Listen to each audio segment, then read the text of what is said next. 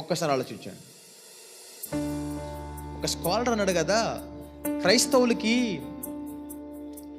దేవుణ్ణి తెలుసుకోవడానికి ఏముంది? క్రైస్తవుల దగ్గర దేవుణ్ణి తెలుసుకోవడానికి ఏముంది? అర్థమవుతుందా? క్రైస్తవులకైతే దేవుణ్ణి ఎరగడానికి, దేవుణ్ణి తెలుసుకోవడానికి బైబిల్ ఉంది. మరి అన్యులకి ఏముంది? పాపం? మరి వాళ్ళకి ఎలా తెలుసు నీ దేవుడు? అందుకే ఆ స్కాలర్ అంట కదా, క్రైస్తవులకైతే బైబిల్ ఉంది కానీ అన్యులకి క్రైస్తవుడే ఉన్నాడు అన్నాడు. హల్లెలూయా.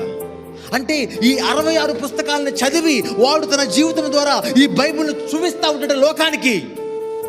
లోకంలో మార్పు వస్తుంది.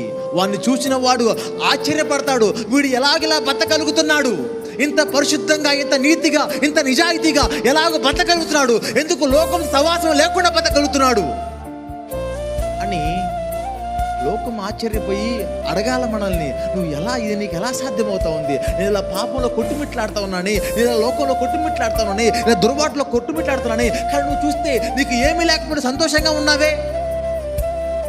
ఎందుకంటే నా దేవుడు నన్ను విడిపించాడు అన్న సాక్ష్యం క్రైస్తవుల నుండి లోకానికి వెళ్ళాలి. అందుకే మత్తయి సువార్త 5:17 ఉన్నాడు, మీ వెలుగు అన్య జనుల మధ్యలో వెలిగించండి, దానిని బట్టి పరలోకమందున్న మీ తండ్రి మహిమపరచబడతాడు. హల్లెలూయా.